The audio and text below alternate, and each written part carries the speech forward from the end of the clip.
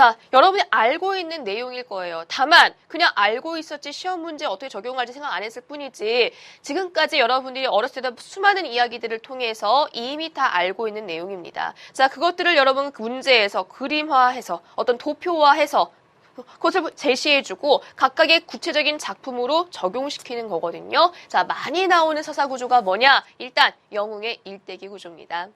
자, 영웅의 일대기 구조 선생님이 1번에서 7번을 쭉 써놓긴 했지만 이거 여러분 보지 않아도 이야기할 수 있죠. 자, 영웅들은 대부분 어떻습니까? 여러분 알고 있는 영웅들 주몽도 이야기할 수 있었고요. 홍길동도 이야기할 수 있고요. 유충렬도 이야기할 수 있고요. 임경업도 이야기할 수 있고 수많은 인물들이 있습니다. 자, 그 영웅들을 보면은요. 일단 고귀한 혈통이에요. 자, 그래서 고귀한 혈통 보면 아버지, 할아버지 다 전부 다 나라에 공을 세운 훌륭한 인물들입니다. 자, 그런 고귀한 혈통을 지니고 태어나는데요. 자, 그 태어날 때도 순탄하게 태어나는 영웅들은 거의 없어요. 자, 어떤 영웅들은 보면은 굉장히 고귀한 혈통이긴 하지만 그 집안에 자식이 태어나지 않아서 부모님이 열심히 정성을 들입니다.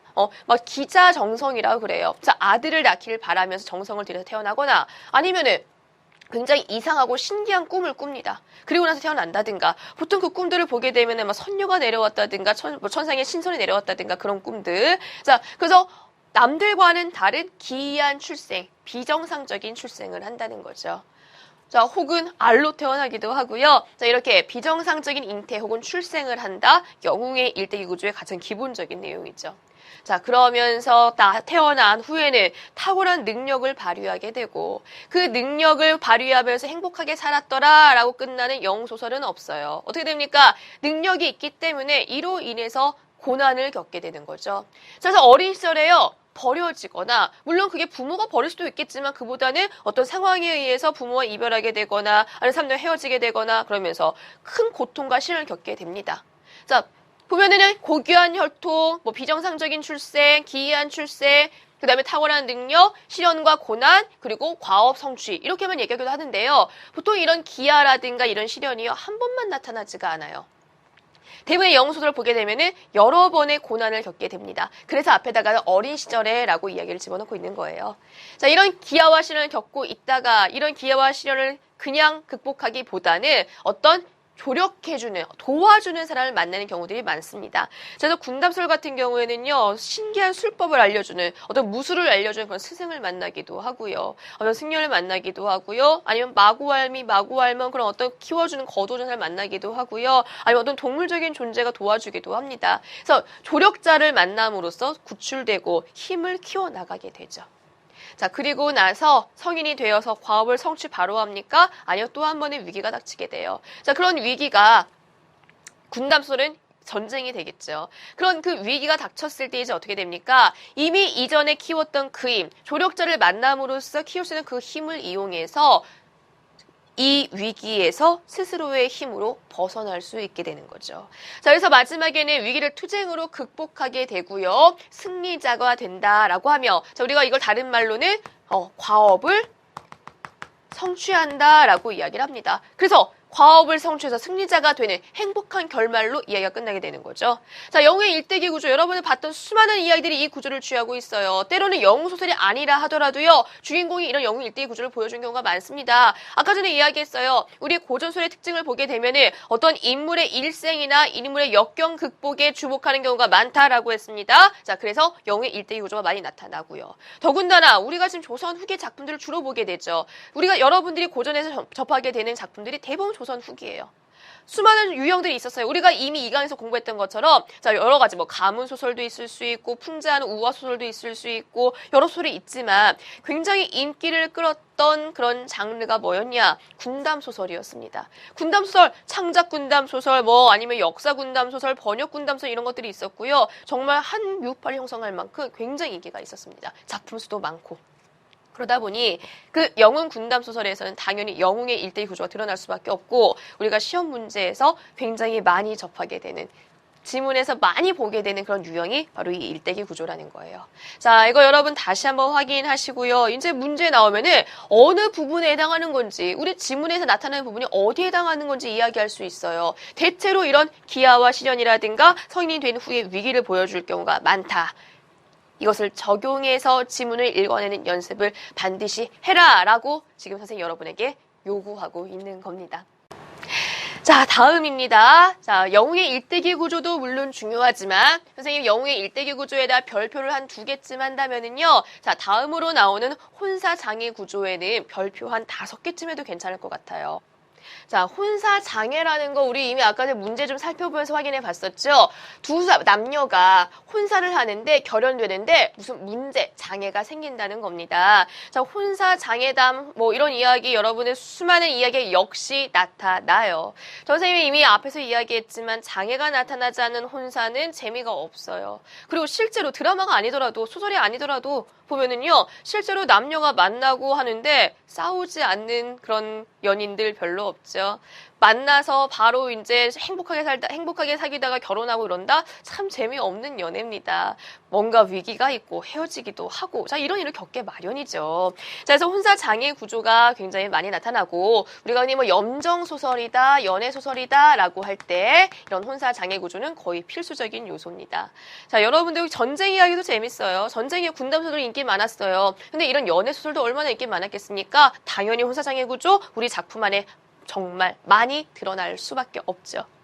자, 사실 혼사장애 구조를 이야기할 때도요, 이게 뭐 단순하냐, 단순역이냐, 복합형이냐, 뭐 이런 이야기도 합니다. 자, 중요한 건 두 남녀가 만납니다. 그리고 뭔가 문제가 생기고요, 그 문제를 극복해서 결국에는 혼사를 한다는 거예요.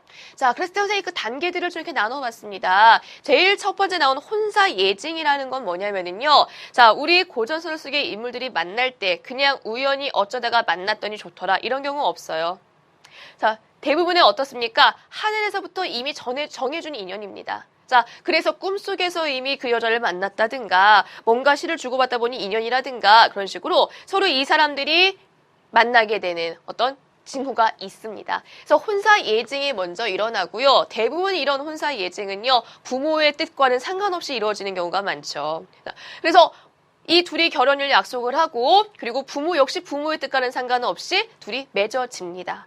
자, 그래서 둘이 결혼을 맺어서 그래서 행복하게 살았으면 좋겠는데요. 그러지 않습니다. 반드시 이들에게 필요한 거, 꼭 있어야 되는 거 뭐죠? 바로 시련과 고난이 생긴다는 거죠. 자, 시련과 고난. 다시 말해 이것은 이들이 맺어지는 것을 방해하는 혼사 장애 요소고요. 자, 이때 이 시련과 고난, 물론 남자, 여자 모두가 겪게 되는 거지만 우리 작품들을 보게 되면 이런 시련과 고난을 여자가 겪는 경우들이 많아요. 그래서 여자가 뭔가 시련을 겪게 되고 정들을 지키기 위해서 애를 쓰고요. 시부모에게 인정받기 위해서 애를 쓰고요. 자, 그래서 남자들은 보게 되면 우리가 전쟁이라든가 이런 상황이기도 하지만 대체로 남자들이 이제 소극적인 경우도 많습니다. 자, 그런데 이런 시련과 고난이 나타나고 그러다 그것을 극복하는 과정들, 극복하게 되는 계기가 생기고 그것을 극복하는 이런 과정이 나타납니다. 자, 그런데요, 이런 시련과 고난, 그리고 고난의 극복, 이게 한 번만 나타나는 경우도 있지만 이런 시련과 고난이 여러 차례에 걸쳐서 여러 겨루 나타나는 경우도 많습니다. 자, 여러분 아까 전에 우리 최척전 이런 거 봤었는데요. 그러다 보면은 만났다가 헤어졌다가 겨우 만나야 돼 다시 또 헤어지고, 자, 그런 과정들이 자꾸만 반복이 됩니다. 자, 그래서 이 시련과 고난이 많이 반복될수록 그 이야기는 좀 더 복잡해질 테고 이야기는 좀 더 길어지겠죠.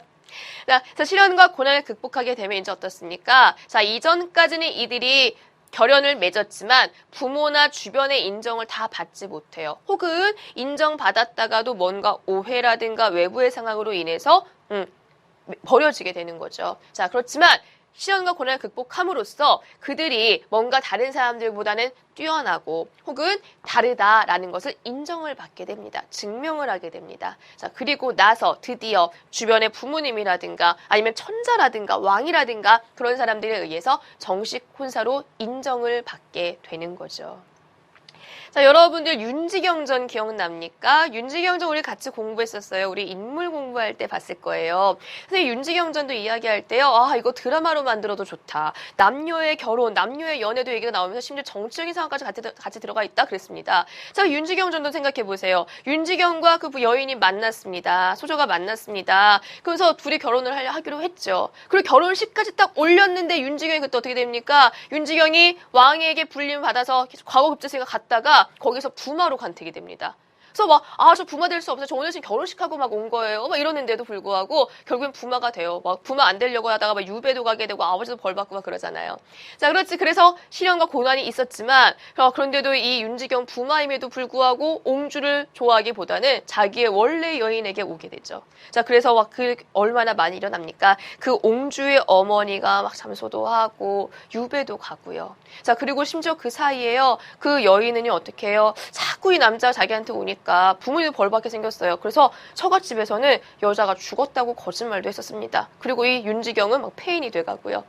자, 그러다 다시 만나고 이러다가 마지막에 어떻게 되죠? 마지막에 옹주가 그 어머니와 뭐 이 사람들이 전부 다 이제 폐위가 되고 죽임을 당하게 되고 옹주도 유배 갔다 오고요. 자, 그러다 마지막에 가서는 이제 다음 왕이 자, 그래도 내 동생인데 네가 좀 잘 봐주면 안 되겠니? 라고 해서 옹주도 받아들이고 옹주도 자기의 죄를 뉘우치고 그래서 이 세 명의 사람이 행복하게 많은 자녀를 낳고 살았다라고 하죠. 자, 그러면서 왕에게도 인정을 받고 이 두 사람의 혼인이 정식 혼수 인정을 받게 됐습니다. 그런 윤지경자에서 혼사장애 구조 우리 살펴볼 수 있고요. 자, 여러분들 보게 되는 수많은 작품들, 보게 되는 많은 작품들에서 이런 구조들을 확인할 수 있어요. 그러다 보니까 서사 구조를 묻는 문제가 혼사 장애 구조를 묻는 문제가 자꾸만 나오게 되는 겁니다. 자, 혼사 장애 구조 별표 5개도 된다고 그랬습니다. 정말 많이 나오고 아마 여러분들 앞으로도 여러 번 보게 될 그런 서사 구조의 내용입니다.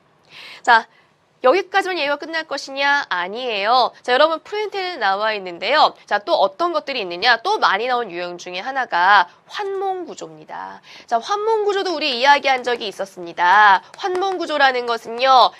현실에서 꿈을 꿔서 꿈속에 뭔가 일을 겪게 되고 그 다시 꿈에서 깨어나는 그런 구조라는 거죠. 자, 그래서 몽유 구조, 뭐 몽유롭게 소설 같은 경우처럼 자, 내가 꿈을 꿔대 꿈에서 이런 일이 있었다, 꿈에서 누구 만났다 이런 이야기도 있을 수 있고 아니면은 자, 꿈이라는 걸 인식을 못했지만 꿈속에 새로운 인생을 살고 깨어나 보니 아, 현실이라는 건 참 인생 무상이구나 그런 깨닫는 경우도 있습니다. 그래서 환몽 구조라고 하면은 현실과 꿈과 현실의 반복, 그래서 현실로 다시 돌아오게 된 그 과정, 자, 이런 것들을 그림으로 주고 역시 문제에서 물어볼 수가 있고요. 자, 그리고요. 또 많이 나오는 게 뭐냐? 천상계와 지상계. 천상계와 지상계가 이원적으로 진행되는 구조가 많습니다. 자, 물론 이거는 구조라고 말하기보다 어떤 모티브라고 얘기할 수 있을 텐데요. 자, 우리 혼사장의 구조도 그렇고요. 영웅소설에서도 그렇고요. 보면은 이 지상의 인물이 그냥 어느 날 지상의 인물로 딱 태어난 것이 아니라 하늘에서 내려준 인연이죠. 그래서 영웅이 태어날 때도 하늘에서 잠시 무슨 죄를 지어서 영웅으로 태어난다든가. 자, 그런 식으로 천개의 인물이 인간계로 태어난 경우 많고요. 혼사 장애 구조일 때도 마찬가지예요. 이 남녀가 혼사 예증을 하고 둘이 만나게 될 때요. 그냥 길 가다 우연히 만나다기보다는 사실은 이 여자는 선계에서는 선녀였고 그리고 남자는 뭐 선관이었고 그러다 둘이 땅에 태어나게 되었다. 자, 이런 식으로 진행이 됩니다. 그래서 천상계와 지상계가 같이 나오는 이원적 구조로 이루어져 있는 경우가 많다. 자, 이런 내용들이 전부 다 여러분의 문제에서 접할 수 있는 우리 고전소설에 자주 나타나게 되는 그런 서사 구조라는 겁니다. 자, 그럼 이제 여러분 문제 나오면 어떡할 거예요? 문제 나오면 이게 뭐야? 무슨 그림이야? 문제에서 나온 그림 이해하느라 막 애쓸 겁니까? 이 중에 하나예요. 지금 말한 이 내용 중에 하나입니다. 이게 아니라면, 정형화된 구조가 아니라면은 그 작품에 나와 있는, 지문에 나와 있는 사건을 순차적으로 제시해주고 있는, 정리해주는 그런 표가 나오는 것 뿐이지 전혀 새롭고 뭔가 이상하고 다른 그런 이야기가 나오는 경우는 거의 없습니다. 자, 그러니까 선생님이 지금 여러분들에게 정리해준 이 내용들이요. 뭐 굳이 외울 필요까지는 없어요. 왜? 이야기가 우리가 얼마나 많이 본 내용인데 어떤 남녀가 만났다가 결혼했다가 그 다음에 어떻게 되더라 고민할 필요 있습니까? 결혼하고 나면 그 다음에 어떻게 돼? 고난당하는 거죠. 실현을 당하는 거죠. 실현 다음에 뭐였지? 극복계기 말 이런 거 외우려 했을 필요 없어요. 결국에는 극복하게 되는 거고요. 인정받게 되는 이 과정입니다. 다만 여러분이 기억할 거 혼사장애 구조가 우리의 고전소설을 이끌어가는 그런 중심된 서사 구조일 경우가 많구나. 시험 문제 출제 가능성 높구나. 이 내용입니다. 자, 여기까지 정리했고요. 그런 선생님과 함께 한번 문제 접근해 볼게요. 자, 문제에 접근하기 위해서 선생님 여러분에게 알려줍니다. 뭐를요? 지문을 어떻게 읽어야 하는지, 서사 구조를 파악하기